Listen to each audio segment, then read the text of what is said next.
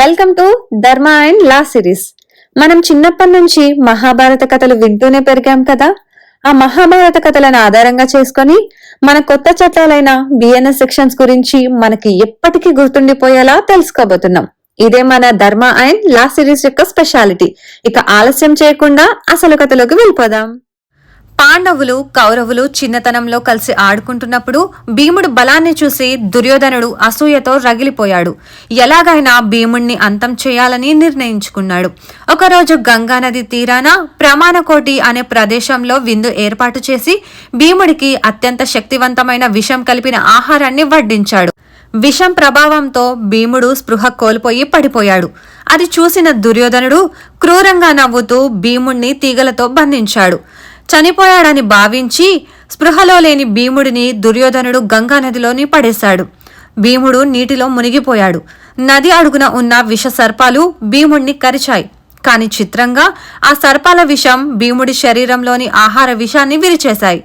భీముడు ప్రాణాలతో బయటపడమే కాకుండా నాగలోకానికి వెళ్లి అక్కడ అమృతాన్ని సేవించి 1000 ఏనుగుల బలంతో తిరిగి వచ్చాడు.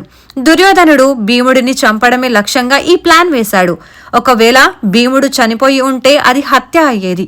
కాని భీముడు అదృష్టవశాత్తు బతికి బయటపడ్డాడు. చంపాలనే ఉద్దేశంతో చేసే ఇలాంటి పనులను చట్టం తీవ్రంగా పరిగణిస్తుంది.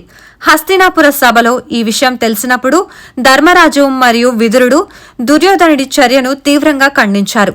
ధర్మరాజు ఈ నేరాన్ని గమనించి రాజధర్మం ప్రకారం ఇలాంటి హేయమైన చర్యలకు కఠిన శిక్ష ఉంటుందని హెచ్చరించాడు. బిఎన్ఎస్ సెక్షన్ 109 ప్రకారం ఎవరైనా ఒక వ్యక్తిని చంపాలనే ఉద్దేశంతో దాడి చేసి ఆ బాధితుడు బతికి ఉంటే గనక దానిని హత్యాయత్నం అంటారు. ఈ కథలో దుర్యోధనుడు భీముడికి విషం ఇచ్చి నదిలో పడేసినందుకు ఈ సెక్షన్ కింద దోషి అవుతాడు.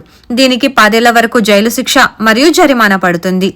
మీపై ఎవరైనా ప్రాణాపాయం కలిగించేలా దాడి చేస్తే అది విఫలమైనా కూడా మీరు పోలీసులకు ఫిర్యాదు చేయవచ్చు.